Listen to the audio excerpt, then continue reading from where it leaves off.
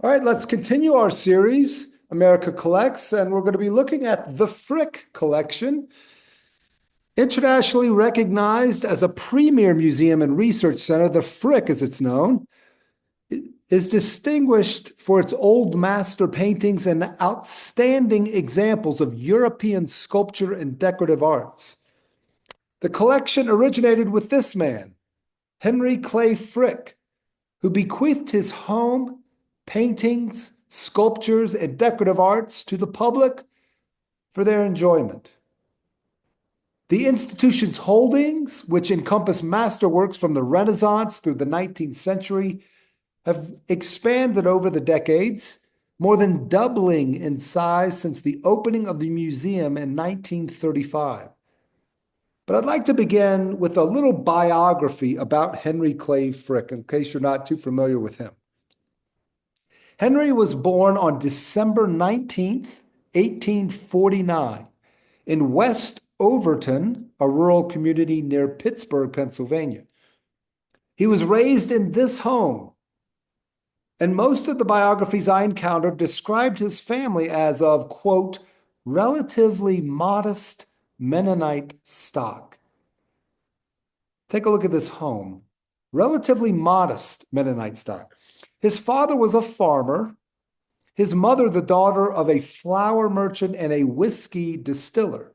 Now, judging by the size of this home, I think the word modest is relative. I think his mother's family did reasonably well in their businesses considering the time and place. Now, from the beginning, Frick was known as a hardworking, industrious lad, working as a salesman in one of Pittsburgh's most prominent stores and eventually becoming the well-paid chief bookkeeper of the family distillery. Now, West Overton was only 8 miles north of Connellsville, Pennsylvania, a center in the fledgling iron industry, whose rich coal beds yielded seams of high-grade bituminous coal, ideal for coking, a refining process of heating raw coal to high temperatures in order to drive off volatile components.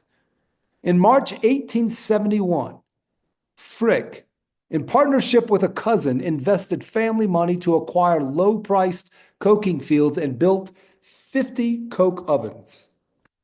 And within a decade, only a decade, H.C. Frick Coke Company would operate some 1,000 working ovens and produce, listen to this, almost 80% of the coke used by Pittsburgh's iron and steel industries. And remember, that meant Carnegie steel. Now, once established in the coke industry, Frick moved permanently to Pittsburgh. And in December 1881, he married the 22-year-old Adelaide Howard Childs, daughter of a boot and shoe manufacturer. Now, Frick and Adelaide had 4 children, but only 2 of them survived to adulthood: a son, Childs, born in 1883, and a daughter, Helen, which we'll speak about more, born in 1888. Now, in May 1882, Frick entered into partnership with the Scottish-born steel manufacturer Andrew Carnegie. For the next 2 decades, as the expansion of the railroads created an ever-increasing demand for iron and steel, Frick dedicated himself wholeheartedly to this joint affair, this partnership with Carnegie. He became very, very wealthy from this partnership. However, as you can tell from the book title on the right about their partnership, they had a falling out, you might say. The result of the infamous Homestead Strike of July 1892. Some of you might be familiar with the Homestead Strike. Frick was a lifelong opponent of organized labor, you see, and his refusal to allow union workers at his mines led to the infamous Homestead Strike of July 1892, in which 10 men were killed and 60 wounded when Frick called in a Pinkerton Detective Agency's operatives to quell the strike. Now, this was terrible PR for Carnegie, since Frick's business was now part of Carnegie Steel Company. So Carnegie cut ties with Frick soon after the tragedy. The same month of this Homestead strike, Frick himself was attacked in a failed assassination attempt by a 25-year-old anarchist. The assassin barged into Frick's office and shot him with a gun twice and then stabbed the tycoon.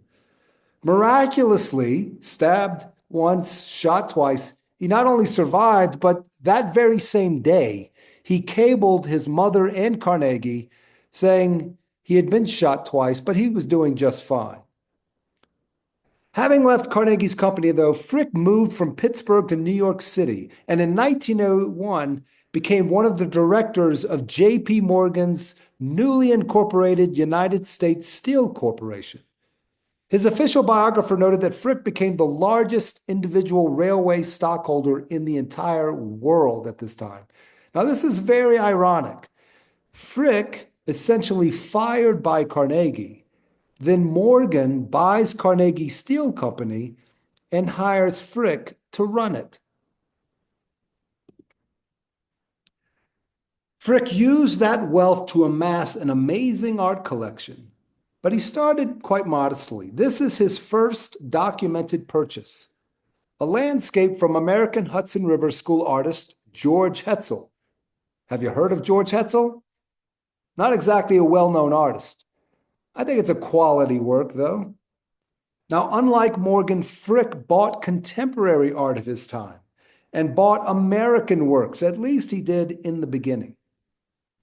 But Frick especially loved the British masters, like John Constable and J.M.W. Turner. Here is a magnificent work by Constable titled The White Horse.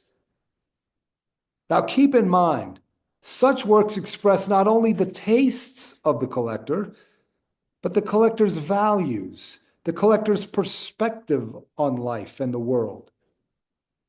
What might Frick be expressing about himself in such a work? Think about that.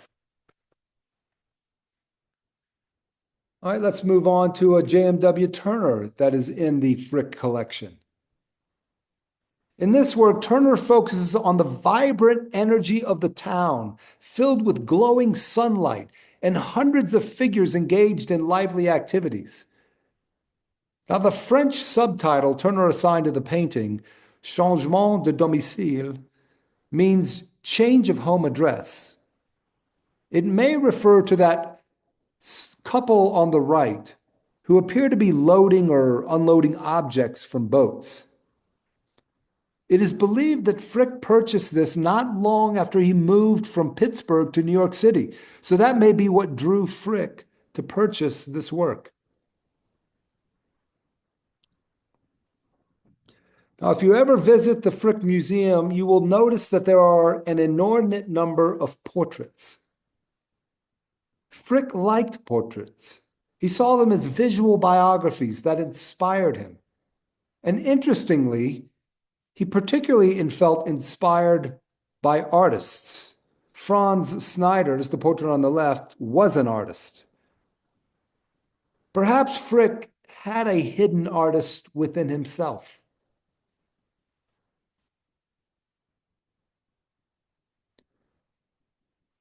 And in the next slide, another one of his prized portraits.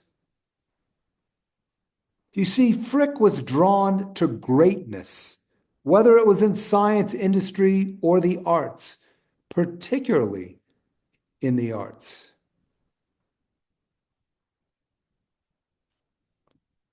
And Frick also admired the great Americans like George Washington, and then again, European creatives like Pietro Aretino, who was a famed writer, a poet, a playwright, and a satirist.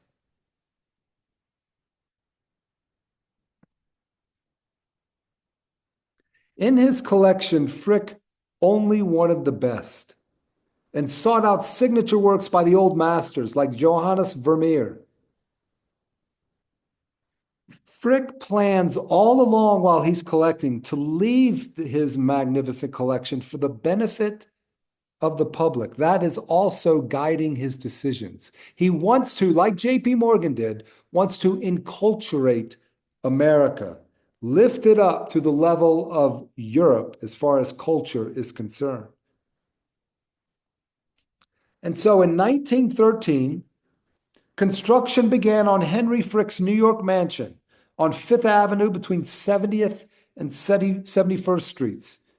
Now, he requested from the architectural firm Carrere and Hastings, quote, a simple house of light and air. That's what he wanted, a simple house of light and air.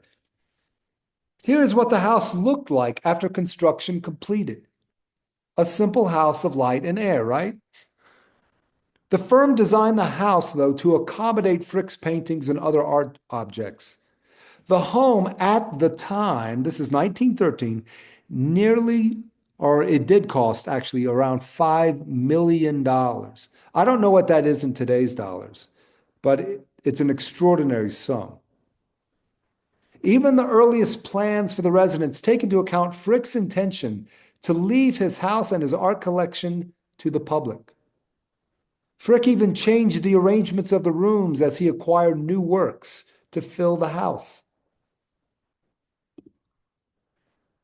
Now, I don't know if you can tell from these early photographs of the interior of Frick's home, but like J.P. Morgan, Frick eventually focused on European art to collect, almost exclusively. Unlike Morgan, however, Frick did not like religious art. So there isn't much or wasn't much of it during his life, with the notable exception of this work. Bellini's St. Francis. In 1915, Henry Clay Frick bought the painting for $170,000. That's 1915 money. The painting portrays Francis of Assisi, the Italian saint of the early 13th century, in an Italian landscape, stepping out into the sun from his cave. His figure anchoring the creamy pale blue, green, and golden landscape. As you can see, Francis is standing barefooted. He's looking upwards at paradise with widely opened arms. His chest looks like it's heaving. And there is a mystical light that showers over St. Francis. He seems to be absorbing this light and spreading it throughout the entire painting. Inside the cave, I'm not sure if you can see it all, from which he has just emerged, are several possessions of the saint, including a holy book, a desk, a hermit's skull, a thorny crown, a crucifix made of stems. Although the scene is rocky, there is vegetation growing around. So the landscape depicts a transformation into spring, a renewal of life. There is an illuminated feel arising from the whole painting, making it seem as if, through the holiness of St. Francis, the world itself is being illuminated. Now, not being a religious man, I wonder why Frick purchased this work. Well, I think perhaps like many secular people, he still admired this particular saint, saw him as a great man. Now, here is one of the most popular rooms at the museum, Living Hall, with El Greco's St. Jerome over the fireplace, flanked by Hans Holbein the Younger's portraits of Sir Thomas More, that's on the left of the fireplace, and Thomas Cromwell on the right of the fireplace. Let's zoom in a little bit. Notice the care Frick took in assembling the display of his collection. Now, there's a bit of wry humor shown here with More and Cromwell seeming to stare each other down across the fireplace. You see, I'm not sure if you're familiar with the history between these two, but Sir Thomas More was sentenced to execution by Thomas Cromwell, who in turn was later executed himself.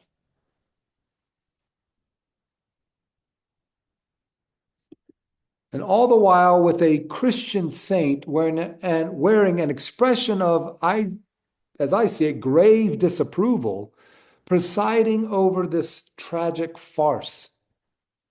Perhaps this is a commentary on why Frick was not a religious man. Now let's zoom in really close. Here is the face-off of Thomas More and Thomas Cromwell.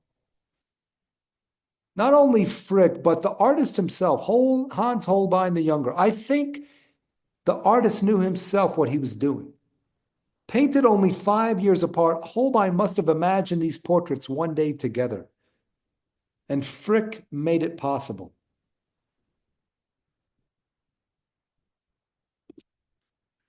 Another popular room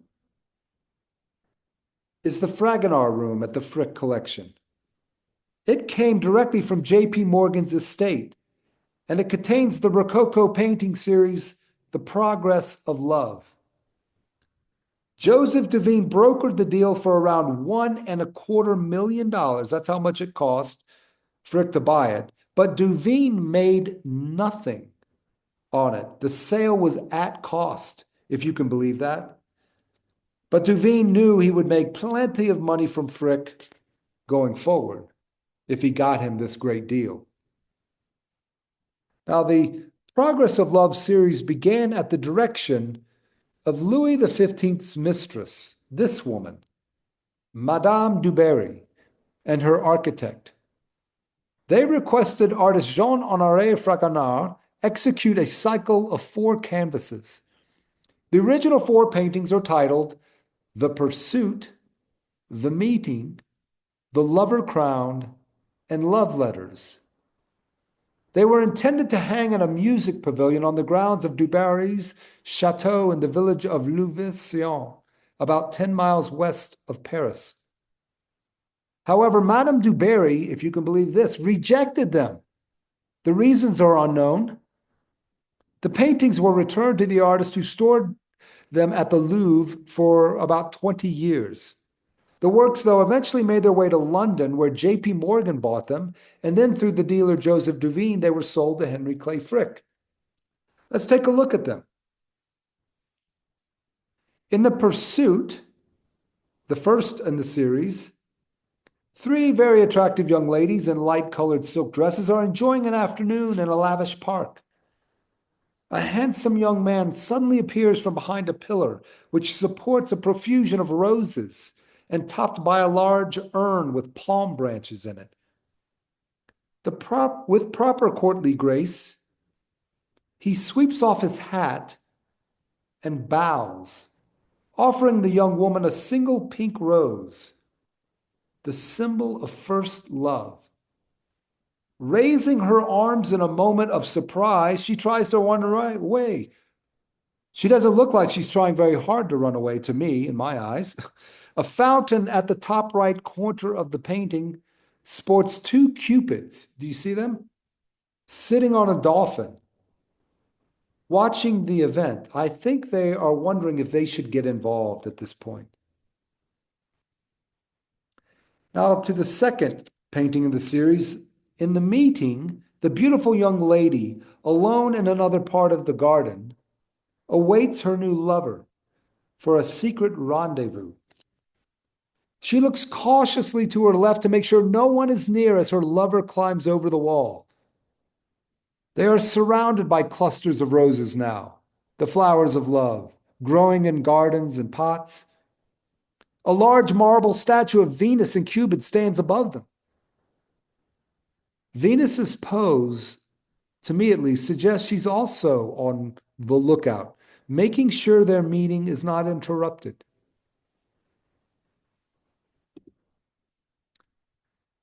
All is well in the third scene, the lover crowned. The 2 lovers have spent the afternoon together. The presence of a tambourine and sheet music suggests some music accompanies the moment, as in romantic movies today. The young woman has made a crown of roses, and she is about to place it on her lover's head. You see, there's no need for secrecy anymore. Their love is an open book. There's an artist there who's accompanied them to the garden, and he's busy making a drawing of the young couple. The pedestal behind them holds the sculpture of a sleeping Cupid now. His job is finished, I suppose. And the final scene depicts the couple in marital bliss, his arms encircling her waist and his head resting on her shoulder, and they read love letters. They have settled into a happy state of togetherness. Domesticity and marriage are suggested by the white and tan King Charles Spaniel, which lies comfortably at their feet. Do you see it? Dogs in such works symbolize the fidelity of marriage. The clothed statue of a goddess, possibly Hera, goddess of marriage and childbirth, looks down on the couple, and there is present again Cupid, in the same joyful position as in scene 2. Perhaps he's celebrating that a child is on the way. Now, after these 4 works were returned to the artist, Fragonard created 10 more paintings for the series, including these Cupid scenes. Here we see right in the center, love triumphant. Now, clockwise from top left, we have love the jester. Then on the top right, love the sentinel. Then the bottom right, love pursuing a dove. And then this curious one, love the avenger on the bottom left. Perhaps the one on the bottom left should be titled A Thin Line Between Love and Hate.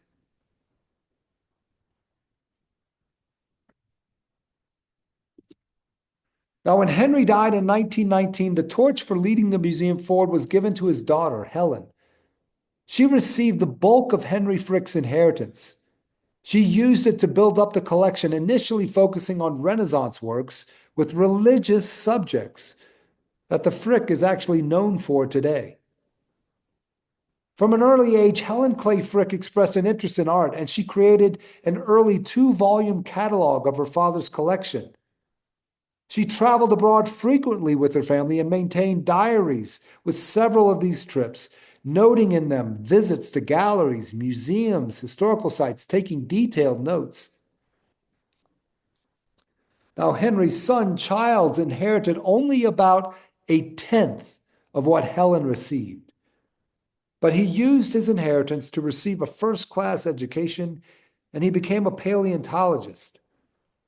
He also became a trustee of the American Museum of Natural History and a major benefactor of its Department of Paleontology. But as I think we can surmise from this painting of father and daughter, Helen was Henry's favorite. But she also probably received the vast bulk of his inheritance because she was the child most invested in his art collection and growing it after his death.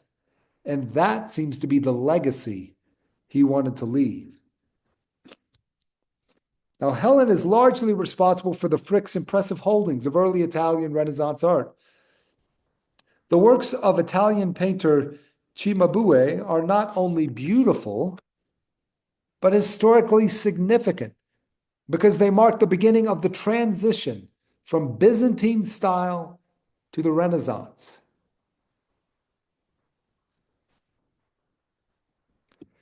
One of her major acquisitions was Temptation of Christ on the Mountain by Duccio. Or I think that's pronounced Duccio. I'm sorry, the accent's on the first syllable. The painting depicts that moment when Christ sacrifices the promise of power that Satan presents for the sake of principle. Arrayed on the earth around the central figures are these toy-like cities. They all represent the glorious kingdoms being offered to Christ. The gold-leaf sky and Christ's blue robe suggest the sacredness of this moment. Now let's zoom in a little bit. Duccio was also a bridge between the Byzantine and the more naturalistic style of the Italian Renaissance. You could see his innovations in the clarity and serene realism of Christ's face.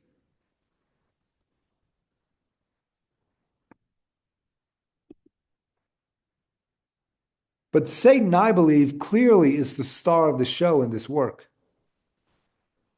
Like his contemporary Dante, Duccio imagines him as a bat-winged character. Bat wings signifying the demonic as opposed to bird wings of angels. Now, bats in the medieval imagination were also unsettling because they existed between mammals and birds, and they flew at evening between the day and night. They represented the blurring of clear boundaries and the loss of clear knowledge. Take a moment to look at the figure of Satan closely.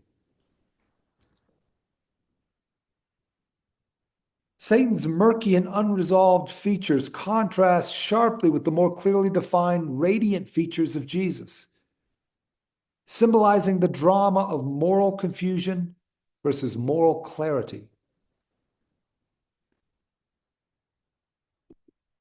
Now, here is another early Renaissance work whose acquisition Helen oversaw. I'm also showing you a close-up on the right of the evangelist's hands holding the book.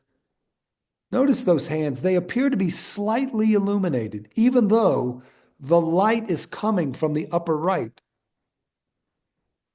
The artist Piero della Francesca knew this work, made for an altarpiece, would have lit candles below it. So I think he added a little illumination to the hands just for that purpose.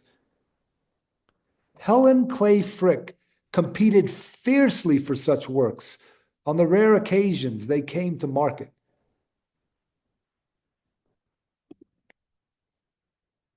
Helen also oversaw the acquisition of this stunning Ingres portrait for the collection. It once graced the cover of Time magazine. The Comtesse is Louise de Broglie, or Boyle. I think that's how the French is pronounced. Carol and Mike, you can correct me, but I think it's de Broglie, something like that. She was a highly educated woman, an essayist, a biographer. She published historical romance novels. Ingres represents the subject not only as a celebration of beauty, but he presents her as an expression of intellect. Look at that expression on her face. Now, Helen, in acquiring a work like this, is continuing her father's legacy of portraits of accomplishment and inspiration. But now she's making sure women are included in the collection.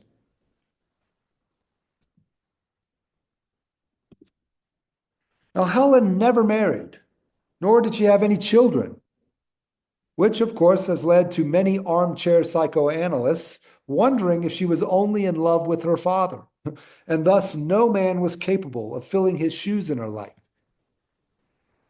Tackling that issue, but also celebrating the fullness of her life, is the book you see.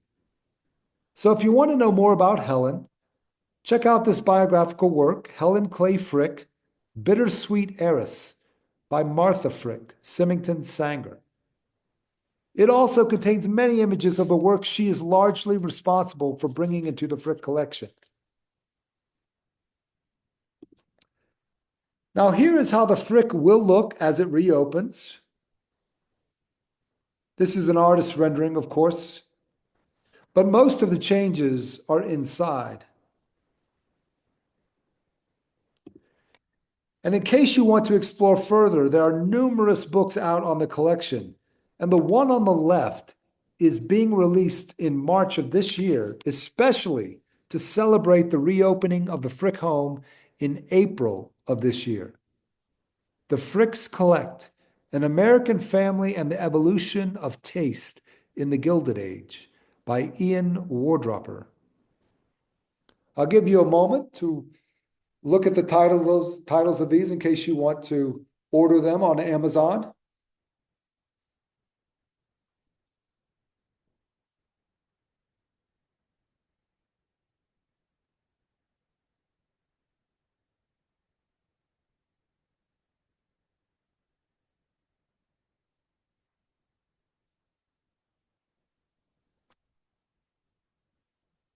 All right, let's move on. Well, Henry Clay Frick, like many Gilded Age collectors, leaves us a complicated legacy. His stance against unions and the Homestead tragedy deserved criticism. But he also left a cultural legacy that has brought beauty, pleasure, inspiration, and a general enhancement of life to so many people. Along with his daughter Helen Clay Frick, we have been given a collection that expresses the values of love, beauty, and excellence in all things. And so I think it is important that all of us enjoy the riches of places like the Frick. But when we do, also never forget all of those people who made it possible, all those people, including the laborers in steel mills and coking factories.